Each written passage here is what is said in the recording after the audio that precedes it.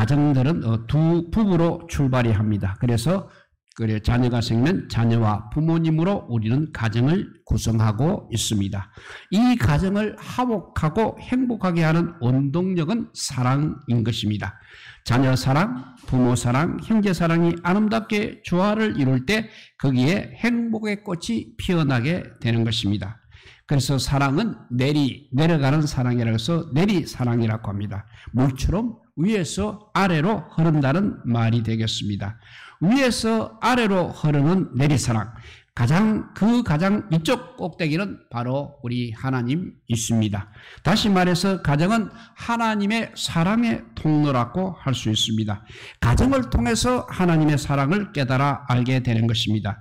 아무리 행복한 가정이라 할지라도 그 가정을 통해서 하나님의 사랑을 깨달을 수 없다면 거기에는 진정한 사랑도 진정한 행복도 없는 것입니다. 이유는 소망이 없기 때문입니다. 믿음, 소망, 사랑 이 세 가지는 항상 함께 가는 것입니다. 이 세 가지 중 어느 한 가지가 없다면 거기에는 진정한 행복이 없는 것입니다. 진정한 행복은 바로 또 영원한 것입니다. 잠시 머물다 갈 이 세상에 속한 것이 아니라는 것입니다.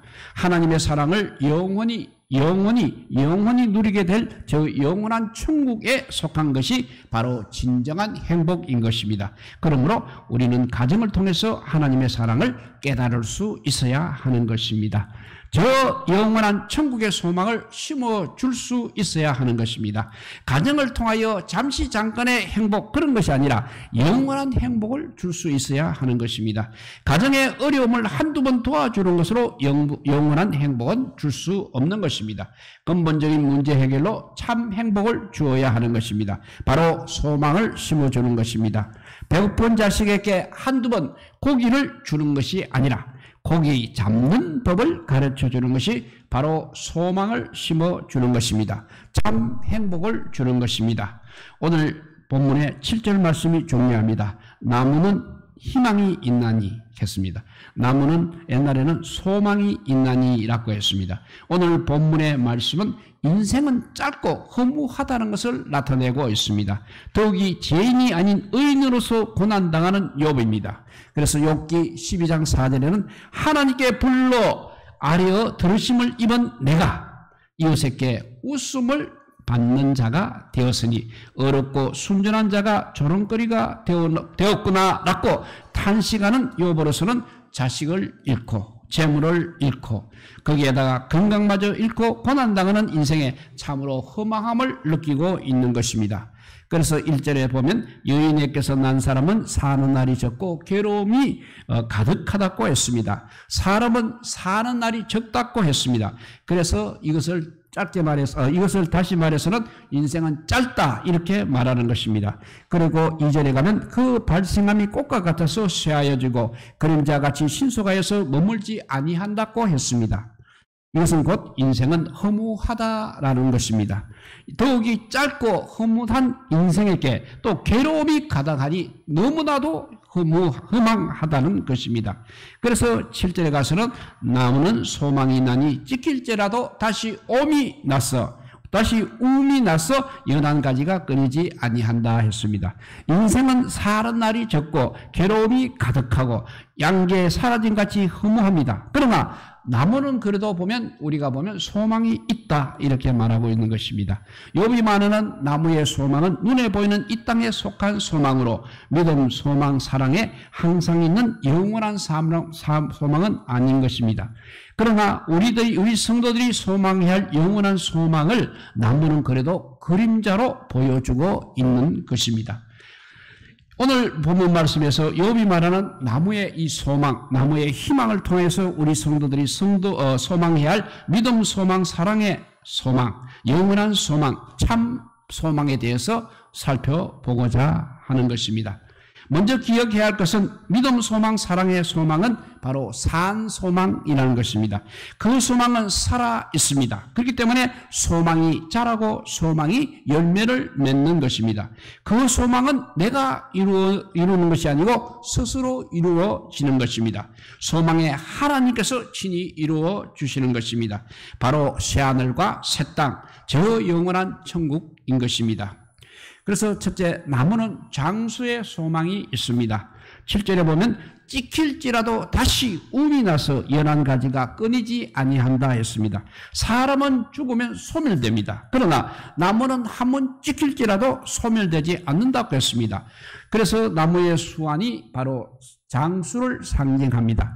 축복받은 하나님 백성들의 수완을 나타냅니다. 그리고 영원한 것을 나무의 수완이 나타내고 있는 것입니다. 창세기 2장 9절에 보면 여호와 하나님이 그 땅에 보기에 아름답고 먹기에 좋은 나무가 나게 하시니 동산 가운데에는 생명나무와 선악을 알게 하는 나무도 있더라 했습니다. 생명나무가 바로 생명의 나무입니다. 그러므로 생명이 있으니까 죽음이 없는 것입니다. 그러니까 영생하는 나무가 되는 것입니다. 그뿐만 아니라 이 생명나무는 말 그대로 영생을 주는 나무입니다. 창세기 3장 22절입니다. 여호와 하나님이 가라사대 보라 이 사람이 선악을 아는 일에 우리 중 하나같이 되었으니 그가 그 손을 들어 생명나무 실과도 따먹고 영생할까 하노라 하시고 범죄한 아담 하와를 에덴에서 내어보내시고 하영돈으로 생명나무의 길을 막으셨습니다. 이것이 사랑이요 축복인 것입니다. 죄인의 상태로 영생한다는 것은 복이 아니라 저주이기 때문입니다. 죄악된 이 세상을 살아가면서 사람이 잊어버리는 게 있다는 게 잊어버리는 것이 있다는 게 복인 것입니다. 사람이 영원히 살지 않고 죽는다는 게 또 복이라는 사실을 알게 됩니다. 나이 드신 분들이 그래서 늙으면 죽어야 한다는 말씀을 하시는 것은 오래 사는 것이 복이 되지 못함을 말해주고 있는 것입니다. 사람은 한 번 죽음으로 소멸이 됩니다. 나무는 그렇지 않습니다. 오래도록 사는 장수의 소망이 있다고 했습니다. 또 여기 생명나무는 그야말로 말 그대로 죽음이 없는 영생하는 나무인 것입니다. 욥이 말하는 장수의 소망과는 비교도 되지 않는 영생의 소망인 것입니다. 나무의 수완은 장수를 상징합니다.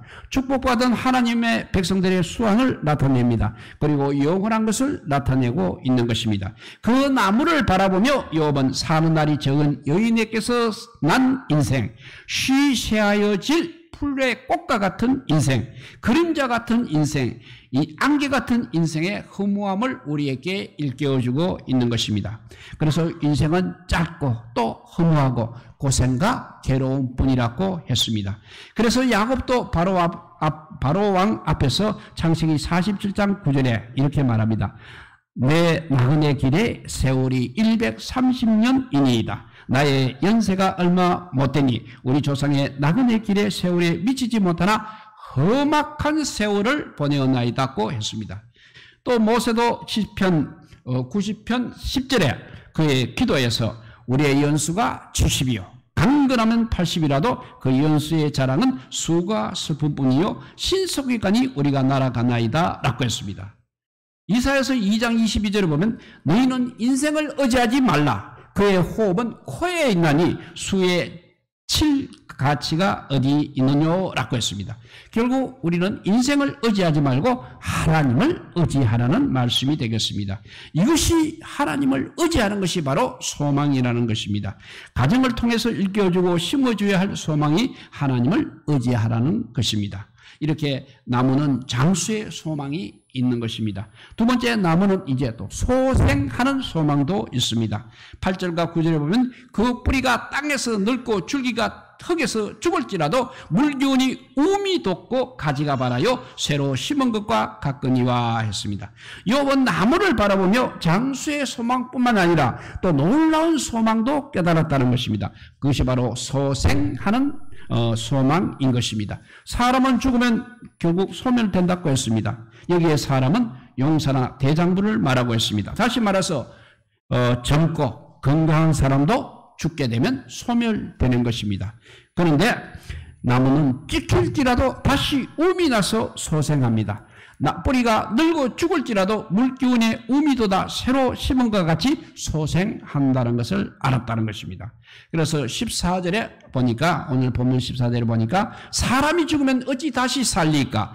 나는 나의 싸우는 모든 날 동안을 참고 놓이기를 기다렸나이다 했습니다. 여기서 다시 살리까? 이거 역시 소생하다, 회복시키다 뜻입니다. 곧 있는 생명에서 바로 um이 있으면 소생하는 것입니다. 있는 생명에서 um이 돋아나는 소생을 말하고 있는 것입니다. 감으로 시드는 곡식이 단비를 맞아 싱싱하게 되살아나는 소생입니다. 또 부활의 새 생명으로 부활하는 것과는 그래도 조금은 차이가 있습니다. 사람은 죽으면 소멸되고 없는 것이라고 했습니다. 그런데 나무는 줄기도 뿌리도 새로 um이 돋아 소생하는 소망이 있다는 것입니다. 그 나무처럼 사람에게도 소생하는 소망이 있겠느냐 하는 말입니다. 이런 욥의 소생하는 소망이 자라서 바로 부활의 소망이 되는 것입니다. 그래서 욥기 19장 26절에 가면 이런 말씀이 있습니다. 나의 이 가죽, 이것이 이 가죽이 썩은 후에 내가 육체 밖에서 하나님을 버리라는 확실한 부활의 소망으로 나타나고 있습니다. 그래서 에스겔서 37장 3절에도 그가 나에게 이르시되 인자야 이 뼈들이 능히 살겠느냐 하시기로 내가 대답하되 주 여호와여 주께서 아시나이다 라고 했습니다. 앞에 욥기에 14절에 다시 욥기에 능히 살겠느냐는 욥이 말하는 다시 살리까 하는 말과 같은 단어가 되겠습니다. 앞에 능히 살겠느냐, 그 앞에 다시 살리까는 같은 단어라는 것입니다. 에스겔 선지자가 본 마른 뼈들이 살아나는 환상, 무덤에 나사로가 살아난 사건, 그게 바로 부활의 소망을 보여주는 것입니다. 그러나 예수님의 부활과 같은 부활은 아니라는 것입니다. 이사야서 26장 19절에 보면 죽은 자들이 살아나고 우리 시체들은 일어나리이다. 티끌에 거하는 자들아 너희는 깨어 노래하라. 주의 이슬은 빛난 이슬이니 땅이 죽은 자를 내어 놓으리로다 했습니다. 여기서 살아나고도 역시 앞에 능히 살겠느냐 다시 살리까 하고 같은 단어라는 것입니다. 그러나 소생이라기보다는 부활의 의미로서 더욱 발전해가고 있는 것입니다. 바로 다니엘이 받은 땅의 티끌 가운데서 자는 중에 많이 깨어 영생을 얻는 자가 있겠고 수욕을 받아서 무미 부끄러움을 입을 자도 있을 것이다라는 말씀대로 종말의 부활 소망으로 이렇게 발전해가고 있는 것입니다. 사람은 한 번 죽음으로 다시 말하지만 소멸됩니다. 그런데 나무는 그렇지 않고 소생하는 소망이 있다고 했습니다. 그 소생하는 소망이 자라서 욥기 19장 26절에 가면 나의 이 가죽 이것이 썩은 후에 내가 육체 밖에서 하나님을 버리라는 확실한 부활의 소망으로 나타내고 있고, 그래서 오늘 본문 13절에 주는 나를 엄부에 갖추시며 주의 진노가 실 때까지 나를 숨기시고 나를 위하여 기한을 정하시고 나를 기억하옵소서라고 했던 것입니다. 곧 죽음으로 끝나지 않고 사후의 생명에 대한 소망을 이렇게 고백하고 있는 것입니다. 또 그 죽음의 때도 기한이 정해져 있다는 것입니다. 마치 그날을 정하셨고 그 달수도 죽게 했으므로 그 제한을 정하여 넘어가지 못하게 하셨다는 이 땅에서 사람의 생명에도 하나님께서 정하신 천수가 있듯이 12절에 가보면 사람이 누구면 다시 일어나지 못했고 하늘이 없어지기까지 눈을 뜨지 못하며 잠을 깨지 못하는 자고 했습니다. 즉 종말의 때에 부활의 소명을 이렇게 고백하고 있는 것입니다. 사람은 한 번 죽음으로 소멸됩니다. 나무는 그렇지 않습니다. 소생하는 소망이 있다고 말씀하고 있는 것입니다. 그 소생하는 소망이 그냥 한 번 소생하는 것이 아니라 부활의 소망으로 자라가고 있는 것입니다. 부활의 산 소망은 바로 예수 그리스도 부활로 완성되어 졌습니다. 우리 성도들은 욥보다도 얼마나 더 확실한 부활 소식을 지금 접하고 있습니까? 참으로 희미한 부활 소망의 빛, 소생하는 나무를 바라보고서도 욥은 부활의 소망을 고백하고 있습니다. 그 밝고 밝은 예수님의 부활의 영광을 바라보는 우리 성도들입니다. 우리의 가정을 통해서 이 부활의 소망을 일깨워줄 수 있어야 하겠습니다. 이렇게 두 가지를 말씀했습니다. 나무는 장수의 소망이 있고 나무는 소생하는 소망이 있다고 했습니다. 세 번째는 나무는 이제 열매를 맺는 소망이 있습니다. 나무는 소망이 나니 찢길지라도 다시 움이 나서 연한 가지가 끊이지 아니하며 했습니다. 나무는 움이 나서 연한 가지가 자란다고 했습니다. 그런데 연한 가지가 자란 결과는 열매를 맺는 것입니다. 이는 하나님께서 처음부터 씨 가진 열매 맺는 나무를 창조하셨기 때문인 것입니다. 하나님께서 창조하신 나무들 중에 열매를 맺지 못하는 나무가 없다는 것입니다. 그것이 범죄하기 전 에덴 동산의 모습입니다.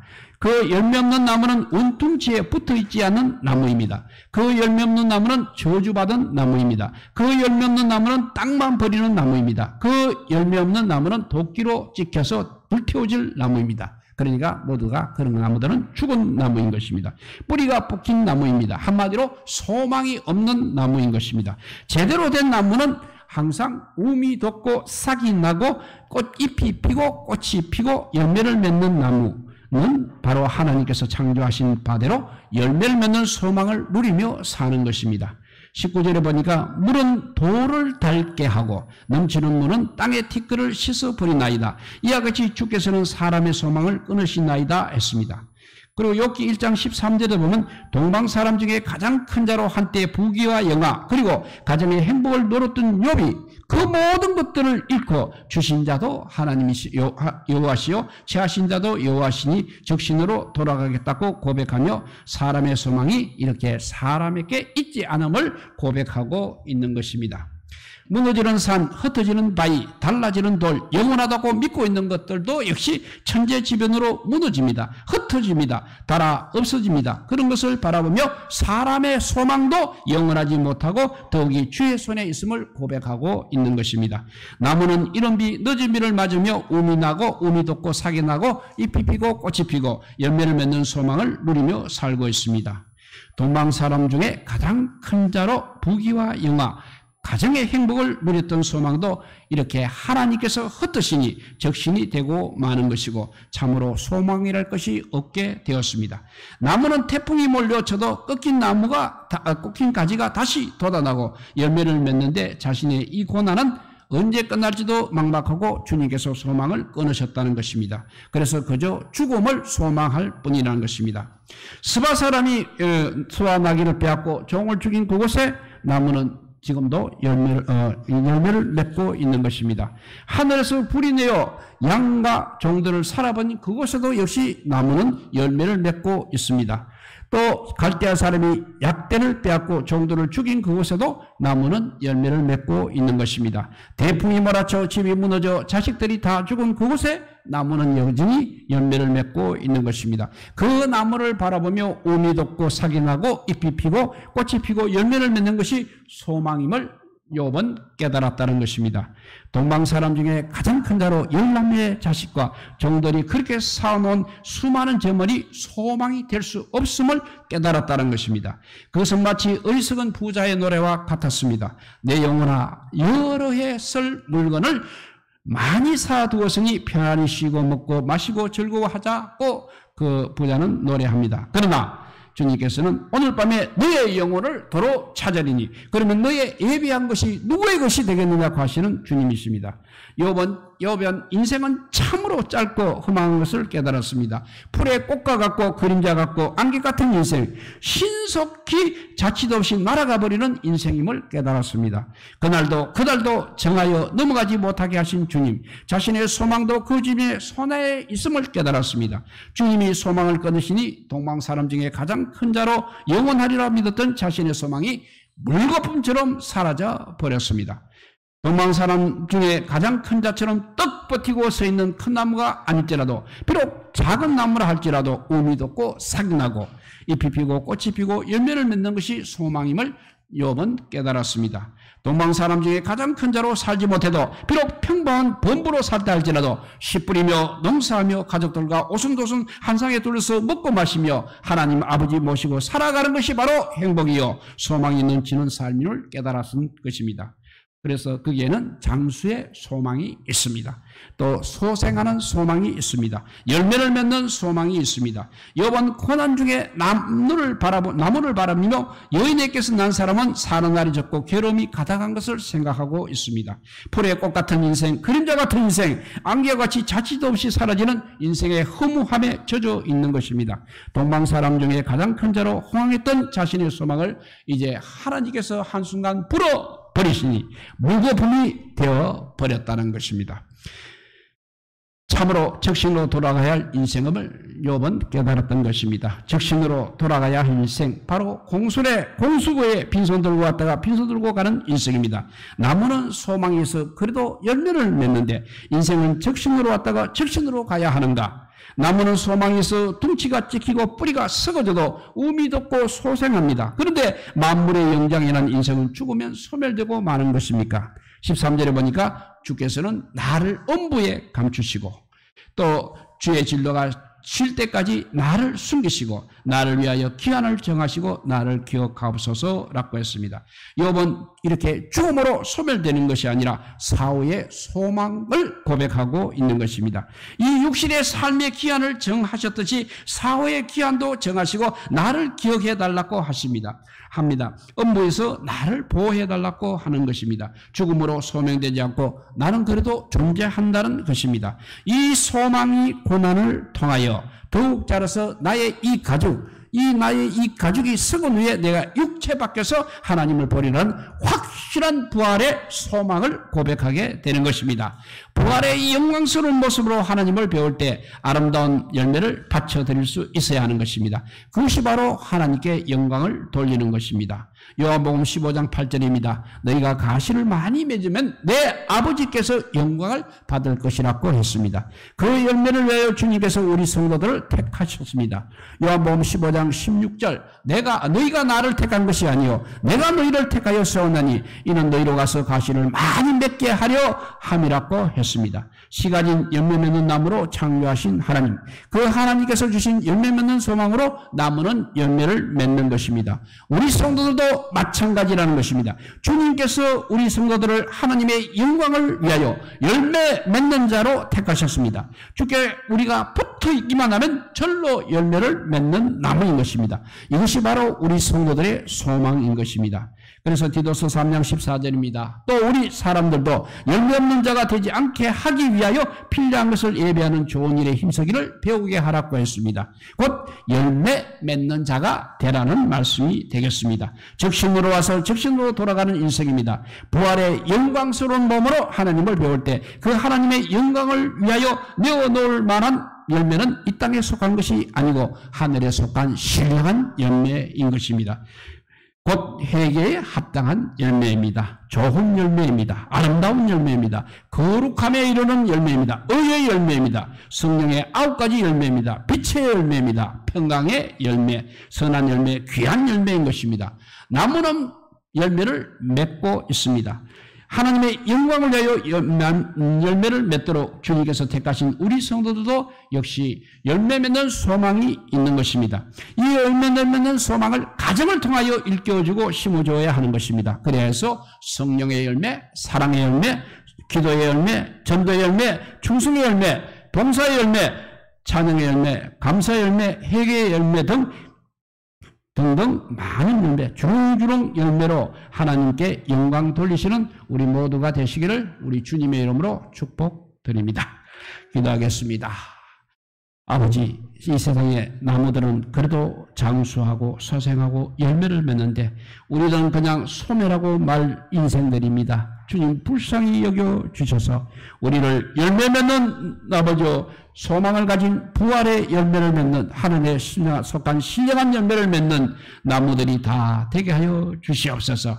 그것은 가정으로부터 일깨워준다고 하고 심어주어야 한다고 했습니다. 우리 가정들이 열매가 열리게 하여 주시옵소서. 하나님께서 기뻐하시는 신앙의 열매와 믿음의 열매가 열리게 하여 주셔서 자자손손 정말 열매 맺는 명문가가 되게 하여 주시기를 간절히 빌고 원하올 때 우리 구주 예수 그리스도 이름으로 기도드리옵나이다. 아멘.